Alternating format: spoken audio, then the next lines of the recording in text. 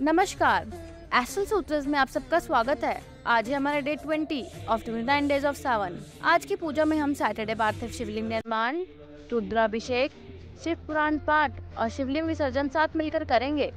आज सैटरडे है, इसलिए आज हम अपने शिवलिंग में तिल के तेल को ऐड करेंगे ताकि शनिदेव के आशीर्वाद से हमारा शिवलिंग और प्रभावशाली हो जाए।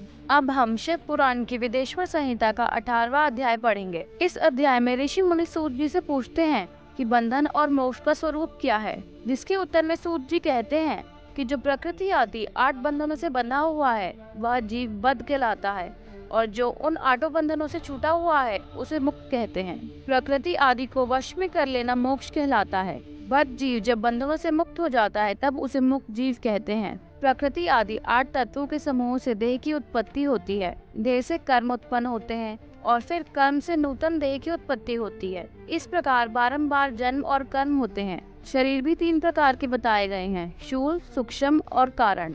स्थूल शरीर व्यापार कराने वाला, सूक्ष्म शरीर इंद्रिय भोग प्रदान करने वाला तथा कारण शरीर आत्मानंद की अनुभूति कराने वाला कहा गया है, और जीवन को प्रारब्ध कर्म अनुसार सुख और दुख प्रदान होते हैं। प्रकृति आदि जो 8 पाश बताए गए हैं उनका समुदाय ही महाचक्र है, और जो प्रकृति से परे है वे परमात्मा शिव है। भगवान महेश्वर ही प्रकृति आदि महाचक्र के कर्ता हैं, क्योंकि वे प्रकृति से परे हैं। अतः भगवान शिव के अनुग्रह से ही प्रकृति आदि 8 तत्व वश में हो सकते हैं। भगवान शिव का कृपा प्रसाद प्राप्त करने के लिए उनकी पूजा करनी चाहिए। यदि कहें शिव तो परिपूर्ण है, निष्प्रिय है, उनकी पूजा कैसे की जा सकती है, तो इसका उत्तर यह है कि भगवान शिव के उद्देश्य से उनकी प्रसन्नता के लिए किए हुए सत्कर्म उनकी कृपा प्रसाद को प्रदान करने वाला होता है। शिवलिंग में, शिव की प्रतिमा में तथा शिव भक्तजनों में शिव की भावना करके उनकी प्रसन्नता के लिए पूजा करनी चाहिए।